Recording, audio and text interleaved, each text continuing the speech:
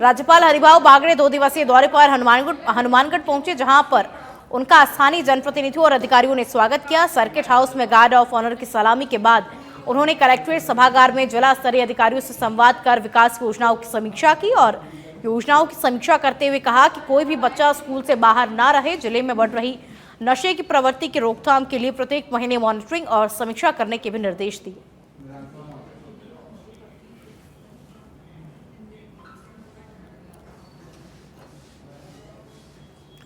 अब खबर डिडवाना के लाडू से है, जहां जैन विश्व भारती संस्थान डीम्ड विश्वविद्यालय का 35वां स्थापना दिवस संपोषणम भवन में आयोजित किया गया। स्थापना दिवस समारोह में मुख्य अतिथि राज्यपाल हरिभाऊ किशनराव बागड़े रहे। उन्होंने स्थापना दिवस समारोह की शिरकत के अलावा जय विवाह चिकित्सालय का शिलान्यास भी किया।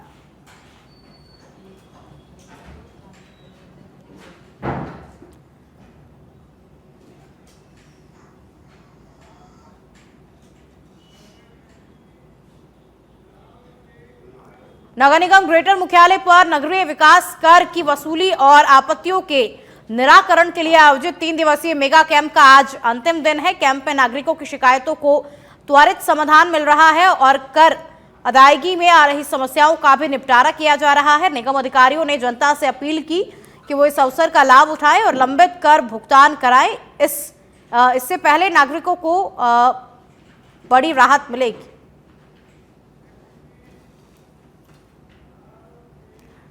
झुंझुनू के नूनिया गोठड़ा गांव में हाईकोर्ट के आदेशों पर अतिक्रमण हटाने की कार्रवाई की गई। प्रशासन ने गोठड़ा गांव में 149 अतिक्रमण चिन्हित कर रखे हैं और इस मौके पर चौड़ावा एसडीएम डॉक्टर नरेश सोनी और तहसीलदार भी मौजूद रहे और 7 जेसीबी मशीनें लगाकर इन अतिक्रमणों को हटाया गया और साथ ही भारी संख्या में आरएससी का जाब्ता भी तैनात किया गया।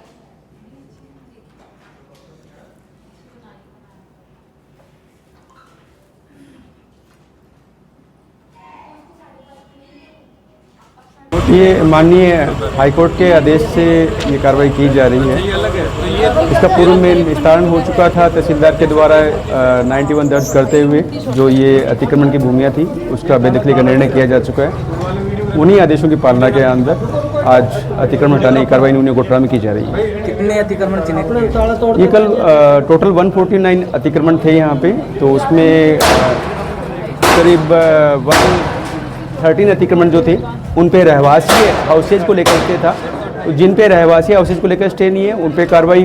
प्रतापगढ़ के छोटी सादड़ी में नगरपालिका पर भ्रष्टाचार और भेदभाव के आरोप लगाने के बाद राजनीतिक गलियारों में चर्चा का विषय बना हुआ है। आपको बता दें, अखिल भारतीय विराट कवि सम्मेलन में कांग्रेस के पूर्व पार्षद और मनीष उपाध्याय ने मंच पर चढ़कर नगरपालिका प्रशासन पर महिलाओं के साथ भेदभाव और भ्रष्टाचार के आरोप लगाए थे। वहीं नगरपालिका में कांग्रेस का ही बोर्ड है। प्रतिवर्ष की भांति इस वर्ष भी नगरपालिका छोटी सादड़ी द्वारा महाशिवरात्रि मेला होली पर जो आयोजित किया जाता है पारंपरिक रूप से वो किया जा रहा है। मेले का बजट नगरपालिका मंडल की बैठक में 70 लाख रुपए स्वीकृत हुआ था। गत वर्ष भी इस मेले पर लगभग 70 लाख रुपए व्यय हुए थे, जिसमें जो मंडी प्रांगण में कार्यक्रम होते हैं लगभग 45 से 50 लाख रुपए उन कार्यक्रमों पर व्यय हुए हैं। साथ ही 20 लाख रुपए लगभग सभी प्रकार की व्यवस्थाएं, जिसमें टेंट, लाइट, पानी, कैमरा, एलईडी, जो कार्मिक लगते हैं, पुलिस प्रशासन की व्यवस्था, चाय, उनका खाना आदि व्यवस्थाओं पर व्यय होते हैं, जिसमें सभी प्रकार की व्यवस्थाएं शामिल होती हैं। इस वर्ष नगरपालिका द्वारा जो मेले की लेखा नियमानुसार टेंडर प्रोसेस की गई उसमें भी लगभग 50 लाख रुपए सांस्कृतिक कार्यक्रम जो मंडी प्रांगण में आयोजित होंगे उनके लिए एवं 20 लाख रुपए लगभग अन्य सभी व्यवस्थाओं पर व्यय करने हेतु निविदा प्रक्रिया की गई है। गत वर्ष की तुलना में इस वर्ष लगभग राशि समान रूप से व्यय हो रही है। कुछ कार्यों की राशि कम हुई है, कुछ कार्यों की राशि ज़्यादा व्यय हो रही है। मैंने नगरपालिका के तत्वाधान में जो महाशिवरात्रि और होली का मेला चल रहा है, तो मैंने जो मंच पे जो बातें की है वो जनता आके मेरे से पूछती है कि 70 लाख का मेला है और कोई बड़ी सेलिब्रिटी इस बार नहीं आई। पिछली बार 45 लाख का मेला था तो सपना चौधरी आई थी, लेकिन इस बार कोई बड़ी सेलिब्रिटी नहीं आई। तो जनता सवाल पूछती है, बाजारों में और चौराहे पे चर्चा चलती है कि 70 लाख का बड़ा बजट है और फिर भी सेलिब्रिटी नहीं आई है इतनी बड़ी कोई भी।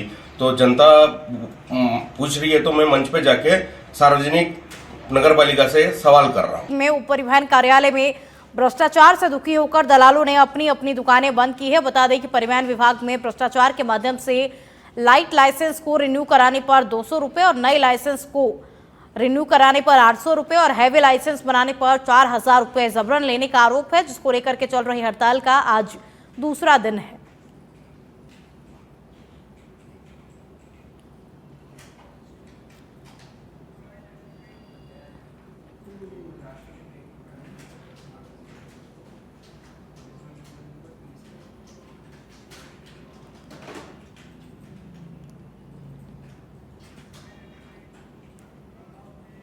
बांसवाड़ा से बड़ी खबर आपको बता दें, खेलने के दौरान चूल्हे में 8 महीने का बच्चा गिर गया। चूल्हे में गिरने से मासूम जो है वो झुलस गया है और आनन फानन में परिजन जो है वो झुलसी बच्ची को लेकर के अस्पताल पहुंचे हैं और बच्चे को जिला अस्पताल के बर्न वार्ड में भर्ती करवाया गया है। बावड़ी दूधा गांव का निवासी ये बच्चा है।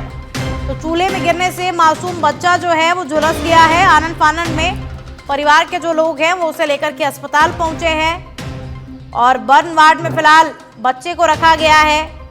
तो चूल्हे में गिरने से मासूम बच्चा बुरी तरीके से झुलस गया है। अब खबर बांसवाड़ा से है, जहां उदयपुर के संभागीय आयुक्त प्रज्ञा केवलवानी ने जिला अधिकारियों की बैठक लेकर जनसुनवाई कार्यक्रम में हिस्सा लिया और साथ ही आमजन की समस्या सुनकर हाथों हाथ निस्तारण के लिए अधिकारियों को आदेश दिए। जनसुनवाई कार्यक्रम में जिला कलेक्टर, पुलिस अधीक्षक और एसडीएम मौजूद रहे। तो संभागीय आयुक्त प्रज्ञा केवलवानी बांसवाड़ा दौरे पर है। प्रज्ञा ने जनसुनवाई कार्यक्रम में हिस्सा भी लिया। जिला कलेक्टर, पुलिस अधीक्षक और एसडीएम इस दौरान मौजूद रहे। कोटा में स्वास्थ्य सचिव के एमबीएस अस्पताल के दौरे की सूचना पर एमबीएस अस्पताल में हड़कंप मच गया और अस्पताल अधीक्षक धर्मराज मीणा ने पूरे अस्पताल की व्यवस्थाओं का जायजा लिया और व्यवस्था चाक चौबंद रखने के उन्होंने निर्देश दिए। धर्मराज मीणा ने अस्पताल परिसर में नो पार्किंग में खड़े वाहनों को वहां से हटाने के निर्देश दिए और उसके बाद अस्पताल अधीक्षक ने इमरजेंसी वार्ड में भी गए और वहां पर सभी बेड से गंदी चद्दरें बदलने का भी उन्होंने निर्देश दिया।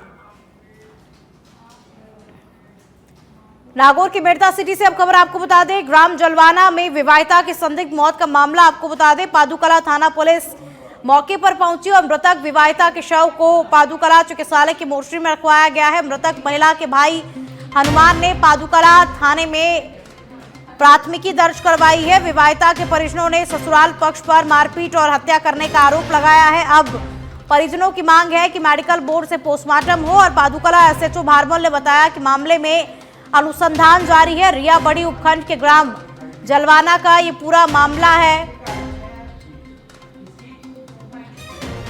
साथ में लड़ाई झगड़ा होने के बाद में यहाँ पुलिस ने पादू थाने में खोल रखी। कितने समय पहले दी थी एफआईआर? ये सही निश्चित टाइम तो मेरे को याद नहीं है, शायद 2-2.5 साल पहले कार्रवाई की। क्या वारदात हुई थी उस टाइम? वारदात थी आपस में, सास ससुर और ये वगैरह लड़ते थे आपस में। कौन कौन लड़ते थे? ये इनके परिवार का। नाम बताओ आप। नाम तो यही है बच्ची 16 साल। 16 साल मतलब बच्ची और मैं दो ही आ। हाँ, 2 बच्चे। तो आपको कैसे जानकारी हुई कि ये सही मैं क्या आया हो करा, गया? पता आता है, मैं घंटा पर बैठ गया। कहता हूँ जरा गाँव वाला 15-20 जना तार संभाल नहीं बैठा बट बोला जना वहाँ 50 बच्ची 4 दिन स्कूल में छुट्टी हुई जना घर की देखा घर की जना पाँच 4 हो गए। मम्मी तो बोले ही बोले, जब मैं गाँव वाला मैं सब किया जहाँ देखी जो अपन बोली जो आती गाड़ी वाला फोन की गाड़ी वाला बोले। उदयपुर से खबर अब आपको बता दें, मासिक जिला स्तरीय जनसुनवाई का आयोजन जिला कलेक्टर नमित मेहता की अध्यक्षता में जनसुनवाई हो रही है। कलेक्ट्रेट परिसर में जिला स्तरीय जनसुनवाई में बड़ी संख्या में परिवादी पहुंचे हुए हैं और मौके पर उपस्थित संबंधित विभागों के अधिकारियों को निर्देश भी दिए जा रहे हैं। एडीएम प्रशासन दीपेंद्र सिंह राठौड़, जिला परिषद सीईओ रिया डाबी, नगर निगम आयुक्त रामप्रकाश गिरवा, उपखंड अधिकारी सोनिका कुमारी और जिला स्तरीय अधिकारी वहां पर मौजूद है। तो जिला स्तरीय जनसुनवाई का आयोजन किया गया है। जयपुर से खबर आपको बता दें, राजस्थान विधानसभा का बजट सत्र और विधानसभा में रूम नंबर 212 में बैठक हो रही है। पंचायत राज मंत्री मदन दिलावर की अध्यक्षता में अहम बैठक हो रही है। मंत्री हीरालाल नागर, अविनाश गहलोत समेत कई मंत्री इस मीटिंग में मौजूद हैं। तो राजस्थान विधानसभा का बजट सत्र चल रहा है, चौथा चरण, और विधानसभा में रूम नंबर 212 में फिलहाल अहम बैठक हो रही है